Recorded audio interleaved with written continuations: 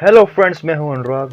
और दुनिया में कई सारे जेल्स हैं, पर इन सब में सबसे खतरनाक जेल है सेल्युलर जेल, जिसे काला पानी भी कहा जाता है। मेरे ख्याल से इकलौता ऐसा जेल है जिसे भारतीयों के साथ साथ अन्य दूसरे देशों के लोगों ने भी याद रखा होगा। आखिर ऐसा क्या होता था इन जेलों में कि इसका नाम सुनने भर से ही लोगों के रोंगटे खड़े हो जाते थे और वो डर से कांप उठते थे। और माना जाता है वहाँ की सजाओं के अलावा वहाँ पर एक और सजा दी जाती थी, वहाँ का खाना। अब आप ही ज़रा सोचो, आपको जंगली घास से बनी हुई सब्जी या जंगली घास का पानी या चावल खाने को दिया जाए तो कैसा रहेगा? ये वहाँ के कैदियों के लिए मेरे ख्याल से रोज़ाना का खाना था। पर यहाँ पर सवाल ये उठता है कि वहाँ के लोग इतना सब कुछ सह क्यों रहे थे? आफ्टर ऑल वो लोग तो फ्रीडम फाइटर्स थे, उन्हें लड़ना और तकरीबें लगाना बखूबी आता था, यानी कि वो लोग वहाँ से आज़ाद हो सकते थे। लेकिन फिर भी क्यों आखिर किसी ने वहाँ से भागने के विषय में सोचा ही नहीं? वो सब जानने के लिए आपको देखना पड़ेगा आज का इस video. This video title is Kala Pani jail history. So let's begin. पुराने समय में ऐसा माना जाता था कि कोई भी इंसान अपने ज़मीन को पार कर समुद्र के रास्ते किसी और टापू पर जाता था वो अछूत हो जाता था और इंसान को उसके धर्म, जाति और समाज से बेदखल कर दिया जाता था। जैसा कि हमें पता है कि cellular jail Andaman Nicobar islands की कैपिटल सिटी पोर्ट ब्लेयर शहर के तट पर बना था। अब ये बात तो जाहिर थी कि सारे प्रिजनर्स को अपनी ज़मीन छोड़कर समुद्र पार करना पड़ता था, जिसके चलते वो लोग अपने धर्म और जाति को खोकर फैमिली के ब्लैक शीप बन जाते थे। बस उसी को इस वजह से काला पानी कहा जाता था। पर ये सिर्फ इकलौता कारण नहीं है। इसके अलावा जो दूसरा रीज़न था ना, वो ये था कि ये जेल दुनिया का एक ऐसा रंग या हल है जो कि ज़मीन पे बनाया गया था। और जैसा कि हमने सुन ही रखा है, नर्क डार्क और ब्लैक होता है, तो एक वजह ये भी थी कि इस जगह को काला पानी का नाम दिया गया। अब यहाँ पर सवाल ये उठता है कि आखिर इस नर्क को ज़मीन पे क्यों और किसने बनवाया? दरअसल बात 1857 की है, जब पहली बार हिंदुस्तानियों ने अंग्रेजी सल्तनत के खिलाफ युद्ध रचा था, जिसे 1857 की नेशनल अपराइजिंग भी कहते हैं। अब इस युद्ध में जीत तो ऑफकोर्सली अंग्रेजों की हुई थी, लेकिन हिंदुस्तानी के मन में लगी इस चिंगारी को देख अंग्रेजों के मन में ये डर बैठ गया था। कहीं हिंदुस्तानी लोगों में अंग्रेजों का डर नहीं रहा और हिंदुस्तानी एक होने लगे तो शायद अंग्रेजी सरकार का यहाँ पर रहना मुश्किल हो जाएगा। ऐसे बड़े पैमाने पर दोबारा कोई क्रांति ना हो, इसलिए उन्होंने एक ऐसी जेल बनाई जो लोगों के दिलों में डर बैठा ले और साथ ही में जो भारत से कहीं दूर में हो। और इसी तरह खोज हुई अंडमान निकोबार आइलैंड्स की। हिंदुस्तान में जितने भी लोग ब्रिटिश रूल के खिलाफ जाते या फिर आज़ादी के लिए लोगों को भड़काते या फिर किसी ब्रिटिश ऑफिसर की जान लेते या तो फिर कोई भी ऐसा काम करते जो कि ब्रिटिश गवर्नमेंट को गलत लगता, उनको अंडमान आइलैंड्स के पास वाइपर आइलैंड में भेज दिया जाता था, जहां अंग्रेजी सरकार चेन टेक्निक अपनाती थी, यानी कि वहाँ के 50 कैदियों के एक सिंगल चेन से बांध दिया जाता था सो डैट वहाँ से भागने की कोशिश ना करे। और उन्हीं चैनों को पहनवा कर ब्रिटिश सरकार भारतीयों से पत्थर तुड़वाते थे, वाइपर जेल बनवाते थे और अंग्रेजों की रहने के लिए रॉस आइलैंड पे buildings, bakery, telescope, swimming pool, club house और ऑफिसेस बनाते हैं। पर जैसे जैसे इतिहास बीतता गया वैसे वैसे आज़ादी की लड़ाइयाँ बढ़ती गईं, जिसके चलते वाइपर आइलैंड में भी कैदियों की गिनती बढ़ने लगी। और फिर अगस्त 1889 में जब चार्ल्स जेम्स लेयल, जो ब्रिटिश राज का प्रो होम सेक्रेटरी बना, तब उसने ये प्रस्ताव रखा, क्यों ना एक ऐसी जेल बनाने की ज़रूरत है जो लोगों के दिलों में से सोए हुए डर को फिर से जगा दे। क्योंकि ये बात तो शायद थी कि हिंदुस्तानियों वाइपर जेल्स का या फिर धर्म जाति का बेदखल होने का भी कोई खौफ ही नहीं रहा था। और फिर जब चार्ल्स और एस लैथब्रिथ वहाँ के जेल सिस्टम को देखने पोर्ट पहुँचे, तब उन्होंने सुझाव दिया सेल्युलर जेल बनाने की, जहाँ उन्होंने इस पूरे प्लान की थ्योरी को 2 टर्म्स में बनाया।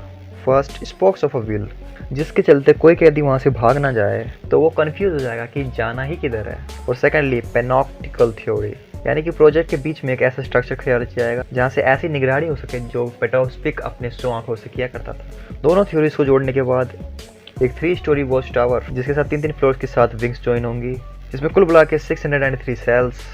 तो अब ऐसी डिज़ाइन तैयार की गई। तो फिर तो बस डिज़ाइन तैयार होते ही वाइपर जेल के कैदियों से मजदूरी कराते हुए साल 1896 में सेल्युलर जेल बनाने की पहली नींव डाल दी गई, जिसे बनते बनते में सिर्फ पूरे 10 साल चले गए। अब बारी थी सजाए काला पानी की कहानी की शुरुआत की, जिसे सुन के आज के लोग भी डर से कांप उठते हैं। काले पानी में जाने के बाद हर एक कैदी को एक स्पेशल सेल में रखा जाता था जिसकी साइज 4.5 इंटू 2.7 मीटर होती थी और उन सेल्स में हर कैदी को सिर्फ 2 छोटे छोटे मटके दिए जाते थे, एक पानी से भरा हुआ और दूसरा जो उन्हें टॉयलेट के रूप में यूज़ करना पड़ता था। You know what I am saying. उन मटकों की साइज इतनी छोटी होती थी कि कई कैदियों ने उसे यूज़ करने से बेहतर फ्लोर को यूज़ करना समझा और दिल तो तब थम जाता था जब कैदियों को ये पता चलता था कि उन्हें ज़मीन पे पूप करना है और उन्हें उसी पूप के बाजू में सोना है और उसी पूप के बाजू में खाना खाना है। इस अनहाइजीनिक कंडीशन के कारण कई कैदियों की जान भी चली जाती थी। और दूसरी चीज़ जहाँ लोगों की जान सबसे ज़्यादा जा रही थी वो था यहाँ का ऑल माइनिंग। जो लोग ऑल माइनिंग करते थे उनके पैरों में एक जंजीर बांध दी जाती थी और उनको खाली ढक जाए उतने ही कपड़े पहने होते थे और हाथ में हथकड़ियाँ बांध वो पूरा दिन बस एक चक्के घुमाते हैं ताकि उस प्रेशर से कोकोनट को स्क्वीज कर ऑयल निकाला जा सके। उनका टारगेट 3 पाउंड्स ऑफ ऑयल निकालना होता था पर डे, जो कि नेक्स्ट टू इम्पॉसिबल रहता है। और टारगेट पूरा ना होने पर ब्रिटिश ऑफिसर अब जो दूसरा नेक्स्ट टू इम्पॉसिबल काम था सूखे हुए नारियल में के भूसों में से फैब्रिक निकालना। और ये काम मोस्टली दीवान सिंह, फजले हक, योगेंद्र शुक्ला, मोहम्मद अल्लाह अभिनंदला, बटुकेश्वर दत्त, सोहान सिंह और नंद गोपाल जैसे दूसरे पॉलिटिकल फ्रीडम फाइटर्स को दिया जाता था क्योंकि जब अंग्रेजों को ये जताना था लीडर्स लकड़ी की हथौड़ी से वार करेंगे, सिर्फ उस नारियल को नहीं तोड़ रहे बल्कि अपनी आज़ादी के सपने को भी कुचल रहे हैं। जब उन्होंने फ्रीडम फाइटर में से 20 नारियल का फाइबर निकालने को कहा और जब ये टास्क ख़त्म नहीं हो पाता था और वो भी दिए हुए वक्त पर, तो उसी रात तो उन्हें सेल्स की जगह बाहर दीवारों पर लटकाया जाता था, कुछ इस तरह। इसके अलावा जेल में जो दूसरे काम करवाए जाते थे वो थे कारपेट मेकिंग, रोप मेकिंग, टावल्स को बुनना, सीसल के फैब्रिक से गार्डनिंग, जेल की गटरें साफ करना, पत्थर तोड़ना और नए सेल्स बनाना। इफ़ किसी से कोई काम ना हो पाए या वो काम को स्लोली कर रहा है तो उसे चाबुक से खूब पीटा जाता था। सुनते ही रोंगटे खड़े हो रहे, राइट? बट ट्रस्ट मी, मेरी मानो तो ये तो सब तो कुछ भी नहीं था क्योंकि असली टॉर्चर तो था वहाँ का खाना। पूरे दिन जानवरों की तरह काम करवा कर अंग्रेज सरकार उन्हें खाना भी जानवरों वाला ही देती थी। और मैंने ये सिर्फ कहने के लिए नहीं कहा है, उन्हें खाने में जंगली घास का पानी और पत्थरों से भरे हुए चावल दिए जाते थे। जी हाँ, जंगली घास, जिसका खाना खाकर कई कैदियों ने तो अपना दम भी तोड़ दिया था। पर क्या इन हो रहे अत्याचारों के विरुद्ध किसी ने आवाज़ उठाने की कोशिश की? यस, आवाज़ तो उठाई गई थी। इनफैक्ट 12 मार्च 1933 में भगत सिंह के साथ ही बटुकेश्वर दत्त के कहने पर कई कैदियों ने हंगर स्ट्राइक चालू किया। उनकी बस 2 ही मांगे थी कि अंग्रेज सरकार उन्हें प्रॉपर टॉयलेट और प्रॉपर खाना प्रोवाइड करे। पर शायद वो ये नहीं जानते थे उनकी यही फोर्स स्ट्राइक उनकी मौत का भी कारण बनेगी। शुरुआत के 45 डेज थे तो अंग्रेजों ने उनके भूखे रहने पर कोई ध्यान ही नहीं दिया और 45 डेज होते ही और कुछ ब्रिटिश ऑफिसर आए। उसके बाद जो हुआ उसकी कल्पना करने भर से ही रात की नींद तक उड़ सकती है। वहाँ उन पत्थर दिल ऑफिसर्स ने कैदी और डॉक्टर को बुलाया और एक प्रोसेस किया और उसी प्रोसेस के दौरान वहाँ वीर सिंह, मोहन किशोर रामदास और मोहित मोइत्रा शहीद हो गए थे क्योंकि फोर्स फीडिंग के कारण वो जोश उनके लंग्स में जा चुका था जिसके कारण उन्हें निमोनिया हो गया। और फिर जब जाने लगी और जब मांगे पूरी नहीं हुई तो फिर बटुकेश्वर दत्त ने हंगर स्ट्राइक खत्म करना ही सही समझा। पर सवाल अभी भी वही है जो पहले की इंट्रो में था, आखिर क्यों इन सब फ्रीडम फाइटर्स ने इतना सब कुछ सहना सही समझा? वो लोग लड़का या फिर कोई तकलीफ लगाकर यहाँ से आज़ाद हो सकते थे। वेल, ऐसा तो नहीं है कि यहाँ से भागने की कभी किसी ने कोशिश नहीं की होगी। सन 1868 की बात है जब 238 प्रिजनर्स एक साथ यहाँ से भाग निकलने का प्लान बनाया, पर वो सब 20 समुद्र में ही अंग्रेजी सरकार द्वारा पकड़े गए और 87 लोगों को ब्रिटिश सरकार ने मिनटों में फांसी दे दी, जिसे देख फिर कभी किसी ने यहाँ से भागने की कल्पना तक नहीं की। और ऐसे कई सारे टॉर्चर फ्रीडम फाइटर 1942 में वर्ल्ड वॉर तक सहे और फिर 1942 के बाद कहानी इस तरह पलटी, जिस जेल में अंग्रेजों ने दूसरों पर जुल्म किया था उसी जेल में फिर उन्हें अपनी नानी याद आ गई। 1942 में जापानीज ने अंडमान निकोबार पर हमला कर सेलुलर जेल अपने कब्जे में कर लिया और उन्होंने महात्मा गांधी और रविंद्रनाथ टैगोर की विनती पर सारे इंडियंस को छोड़ दिया।